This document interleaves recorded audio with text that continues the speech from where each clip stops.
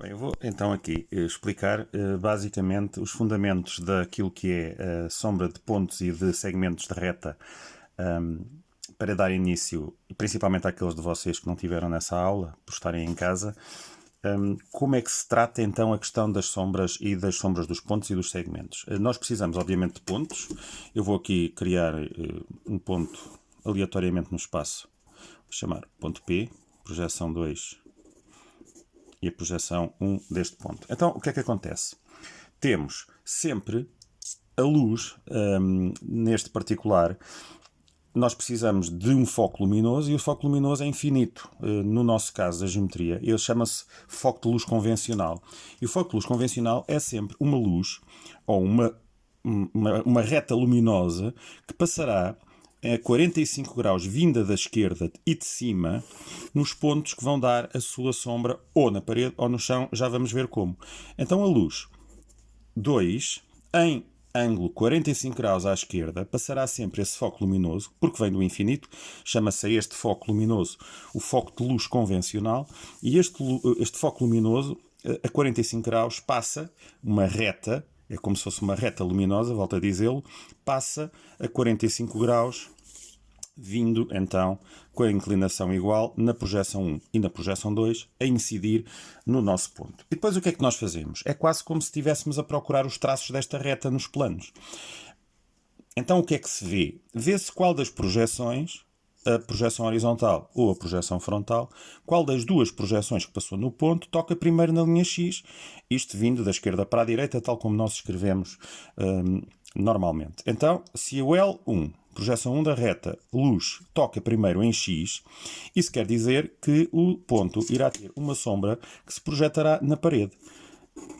Ou seja, digamos que o traço frontal da reta acaba por ser a sombra do ponto P e o ponto P encontrará a parede antes de encontrar o chão. Então, se encontra o ponto P com a luz, com esta inclinação, primeiro a parede, nós dizemos que o sombra, P sombra, o ponto P terá a sua sombra projetada aqui, na parede. E se é na parede, aquilo que eu normalmente gosto de acrescentar é, e falo também por uma razão até, depois vou explicar por causa dos virtuais, e o que é que são os virtuais, reparem, P sombra está no plano frontal, está em 2. Só que, imaginem que esta parede não estaria aqui. Ora, se ela não estivesse aqui, estivesse mais afastada, ou seja, o ponto P teria um afastamento maior, a sombra já estaria no chão do ponto, projetada no chão. Porquê? Porque é que a sombra não está no chão? Porque há uma parede aqui que impede que a sombra ou a luz que passa no ponto, ao incidir no ponto, projete essa sua sombra no chão. Aquilo que é a sombra projetada deste sólido, deste ponto, no seu plano horizontal, ou seja, se não existisse uma parede, a sombra que o ponto teria, ponto P, a acontecer seria no chão. Neste caso, como temos primeiro a sombra na parede, existe também aquilo a que nós determinamos um ponto virtual, ou aquilo que é a sombra virtual deste ponto. E o P virtual, neste caso, encontra-se aqui, nesta posição, P virtual. E reparem como o virtual acaba por ser o traço horizontal da reta, se quisermos imaginar que está negativo. Então, aquilo que é o P virtual é no chão, marcado com um V de virtual e um por estar a sua situação geométrica em plano horizontal. Portanto, aquilo que nós vimos aqui foi a marcação de um ponto P que tem a sua sombra projetada na parede e tem uma virtual que estaria no chão. Ou seja, isto permite-nos fazer o quê? Sombras de segmentos, que seria o que vinha a seguir, sombras de figuras, como sólidos, antes dos sólidos, obviamente, os polígonos, sombras de tudo aquilo que é polígono no espaço, e também nos permite depois dar as sombras dos sólidos. De qualquer maneira, vamos só ver a situação agora de um segmento. A sombra de um segmento, eu vou criar aqui um segmento P e aqui R2, e vou por aqui, por exemplo, nesta posição aqui mais afastada, um afastamento aqui de R1, e vou unir o P2 e o R2 e tenho aqui o segmento em causa PR. Então qual é a sombra deste PR? Já vimos que a sombra do P está no plano frontal a acontecer. Vamos agora também passar 45 graus, um foco luminoso a 45 graus a passar em R1, na sua projeção 1, uma luz que passa em R1, aqui a 45 graus, e em 2 a mesma inclinação, mas agora em 2, 45 graus, e vamos acompanhar qual delas, neste particular, qual das duas projeções é que toca primeiro na linha X. Então, vemos novamente que a projeção da luz que toca em R1 vai tocar em X primeiro e esta que passa em R2 vai dar, neste caso, também uma sombra do ponto R. Neste caso, reparem aqui, R sombra também na parede. Então, se eu quisesse verificar a sombra deste segmento PR, eu iria desenhar PR ligando imediatamente, porque quer o R, quer o P têm a sua sombra na parede, o P ao R e a sombra, neste caso, do segmento, ela está completamente projetada à sua sombra deste segmento PR na parede. Agora vou verificar uma situação relativamente curiosa, que é a seguinte. Imaginem, e acrescentando aqui um terceiro ponto, eu passo a ter um triângulo. Imaginem agora que eu vou desenhar um triângulo aqui com esta especificidade. Vou aqui inventar um ponto e vou desenhar aqui um triângulo cuja projeção 2 será aqui, PRS, pode ser aqui S2. E vou colocar, digamos assim, que este vértice deste triângulo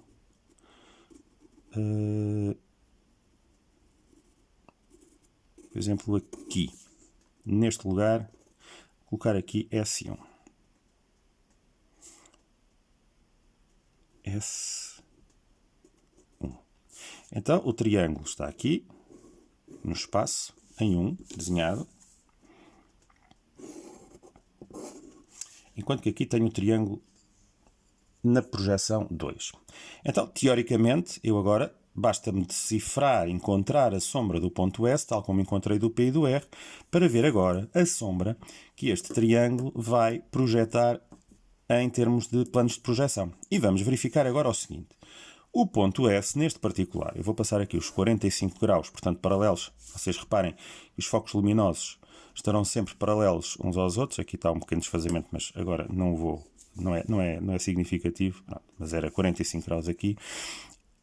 E aqui 45 graus, vou tentar fazer aqui mais a paralela mais bem feita.